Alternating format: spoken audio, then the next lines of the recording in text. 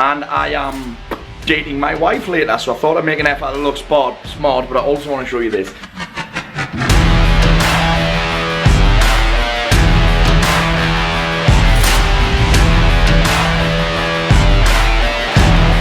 Okay, my friend, close your eyes, please.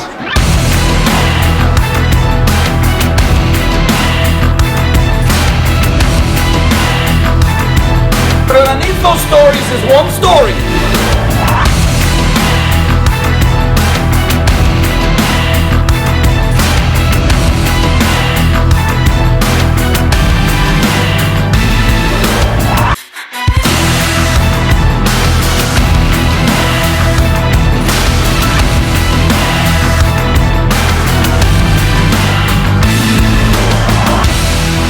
What is the story?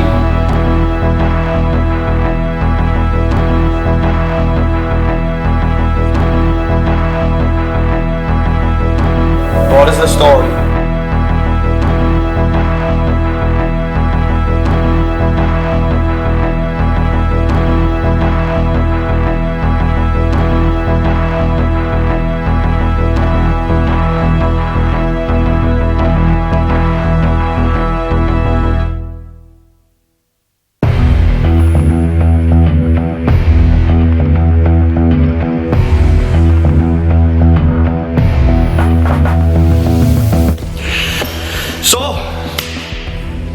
Just got done watching the first episode of UBTV, and some interesting emotions popped up. First up, I actually think it's really fucking cool. Like, Mark's done a great job of shooting it. We've had a good insight into what it's going to look like. But one thing that struck me was kind of looked like shit in it. Like, all of this fucking giallo shit around here, and these double chin shit, and this fat fucking neck, and this kind of bloating that I've kind of got going on right now. And I got to admit, dude, total fucking reality check for me, because I thought I was doing okay. Like, and being an unstartable bastard is about being a powerful man. Powerful across the boards. Your body becomes a weapon. Your relationships are on fucking point and on fire. Your mindset is solid. Unbreakable almost. Your business is producing an income that allows you to do what the fuck you want. Gives you freedom. So the body part of it kind of, I feel a little bit let down. And I could tell you a bunch of stories about it. I had knee surgery in December. I was traveling, I had Christmas. But guess what? My body doesn't give a fuck about those stories. The reality is this: I'm attracting what I'm most committed to. And in the body, I've been more committed to eating shit and telling stories than I've been weaponizing my body and making it a servant. So yeah, just a little bit of a wake-up call for me there. And I just wanted to kind of let you know that these feelings are normal, these fears are normal. But at the end of the day, a lot of people wouldn't put out a TV show or a video based on those fears about what people might think and what people might say. But guess what? Somebody's gonna have a fucking opinion anyway. They're gonna have an opinion on my language, they're gonna have an opinion on my hair, they're gonna have an opinion on my tattoos. If I do get in shape, somebody's gonna say I'm too skinny, somebody's gonna say I'm too muscly, somebody's gonna say I talk too fast, somebody's gonna say I've got too much energy, somebody's gonna say whatever. So this game isn't about being fearless, actually. Because you're gonna have fear, you're gonna get scared at whatever you do. But it's like, can you fucking do it anyway? At the end of the day, I wanted to give you an insight into my feelings, my thoughts about this whole fucking journey. So there's one for you. I hope you enjoy this shit too.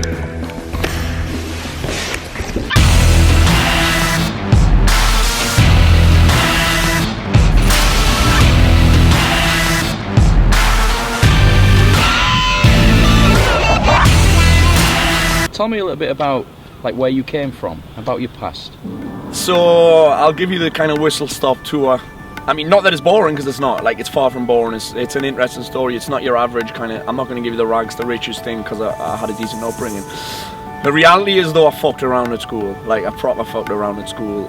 I think I was smart, but I got bored easily, and I ended up leaving with 2 GCSEs. Now, this was an issue because I thought, oh, let's go to college, let's take the traditional path, go to college, go to uni, but I couldn't get into college because I fucked around so much. And ironically, as you're going to see when we get to the end of this story, the only two things I passed were French and Spanish. Si, senor. So, yeah, I couldn't do what I wanted to do. So my dad was like, I'll get you a job at my factory, son. So from there, work in a factory, serve my time, as you do here, as an engineer. Hated every fucking second of it, like despised it. Got fat, discovered women, drugs, booze, got fat. And then it got to the point where I had enough of being the butt of the fat jokes, like, yeah, hated being fat. Discovered this thing called Body for Life by Bill Phillips. It's the classic personal trainer story now, got in shape, and then kind of everybody asked me how I did it. Stumbled into the personal training career. From there, worked in a ton of different gyms. Lived in places like Harrogate, Leeds. Did one-on-one training, and then I kind of got pushed into group training. So I taught things like, this is crazy, this shit. I taught things like body pump, body combat, Pilates, aqua aerobics, boxercise, all that kind of shit, and discovered that I had a passion for group, but I liked one-on-one training because the results were better. Pretty simple, that. And again, now I'm going down the personal trainer route, so I'm going to veer away from that slightly. The money as a fitness instructor in a gym was shit. The problem with group training and personal training was that it was like swapping time for money. And that's the classic entrepreneur style now. So I'm going classic fat dude, classic personal trainer. Now I'm going classic business dude, realizing that actually I didn't have a fucking business at all. And I realized this when I was teaching. I used to go to people's houses and train them. And then I crashed the car. I bought this big hairdresser's car, like this big, again, a little bit of a cock extension, like the one I've got now, but a red hairdresser's car, the top came down and everything. And I was driving to a client's house and this guy came into my lane, bang, head-on collision. And I ended up off work for like 3 months. The problem with this was that I didn't earn a fucking penny. In fact, I remember one lady had paid me, but I couldn't deliver the session, so I actually had to refund her. Now that sounds okay, but I'd already spent the fucking money. I'd already spent it. So yeah, very much realised that I didn't have a business. Stumbled across a couple of products, started this bootcamp thing. Next thing I know, this bootcamp's exploded into this fucking franchise in different countries. And then that's when I started realising that actually I love the business shit. Because of what I'd pulled off, everybody was asking me how I did it.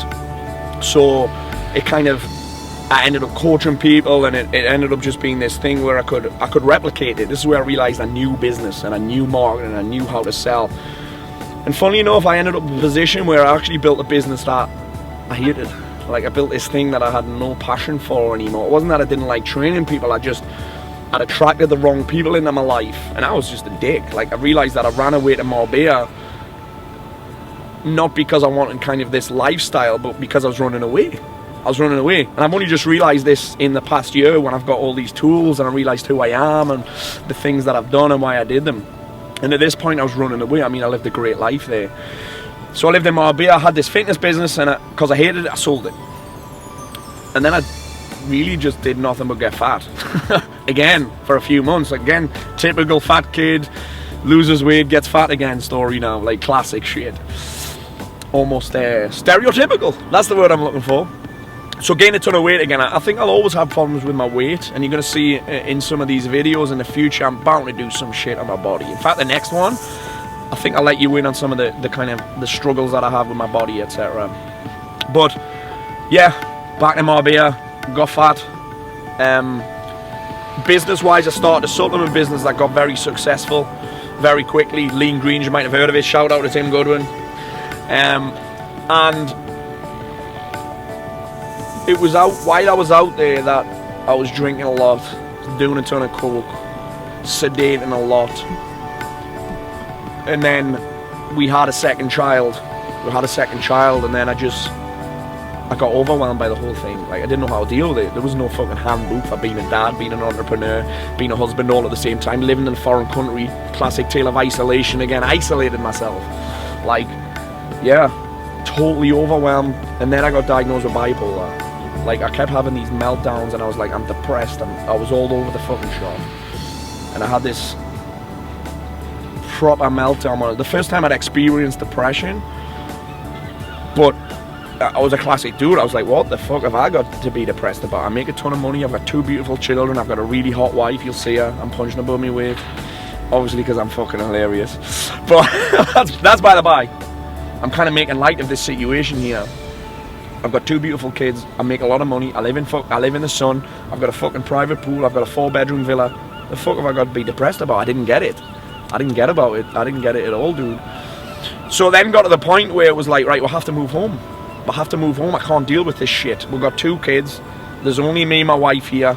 We can't do what we want to do. And then it kind of didn't get better. We moved home, but that was like a plaster to my personal problems. Like, I was like, everything that I was doing was external. And then I lasted about, I'd say like 10 months. And then, again, I'll show you this at some point. It's not far from here, actually. I had the biggest meltdown of my life. Like, I was still sedating, still looking forward to the weekend, boozing, doing a ton of coke, hiding, isolating myself, not working out, not looking after myself. But guess what? During this whole period, I was still able to produce in business. It was almost like the business was my justification for the way I was behaving at home and on weekends and shit. It was like, oh, well, you know the classic tale. It's like, well, I pay for all of this shit. Fuck you, I pay for all of this. Well, look at this, I'm making all this money. It was almost, the business was almost a hiding place for me, in a mask of how I was feeling inside. I was justifying it in my business. I see this in a ton of fucking people as well, you know. Like, I see this all the time, dude. And if you guys that are watching, you probably recognize this in yourself. It's like, oh, well, I'm doing this, and I'm doing this for you. Don't you realize that I'm doing this for you? I remember telling all these stories to my wife. Yeah, coming home on a night time, unloading it all onto her. She doesn't want to fucking hear it all the time, right? So you've got this busy day at the office. She's been doing her thing. I come home and I just fucking unload it onto her. And then I expected to get laid. Yeah, so that was over a year ago now. Way over a year ago. It was August 2014 when that's when I woke up in the mental hospital. Disappeared for hours, woke up in the mental hospital. Was in there for 3 days, sedated. Then I had a shrink come to my house every fucking week. Yeah, that was fun. Imagine trying to tell me what to do. Yeah, Paul, keep a diary of your thoughts, fuck off. Take these pills, fuck off. Yeah. And then that's when I discovered Garrett White, the Wake Up Warrior. And I picked up the tools that saved my fucking life. He brought me down, he called me a liar, he called me a bullshitter. I quite literally got punched in the face. But that week then in Laguna Beach, California, like, totally changed my world. Like, it didn't just, again, the change of life is a throwaway comment. It didn't change my life, it saved my life. And it's funny because at the time when I first saw Gary, he triggered the shit out of me. I'm like, who's this fucking dick? But he triggered me because it was a mirror. Like, he was showing me the fucking truth. He was showing me who I was, why I was acting. And I might be doing this to you now, which is fucking ironic. So, yeah, and since then I've been able to turn my life around. Like, What are you doing, Nina? Call a taxi.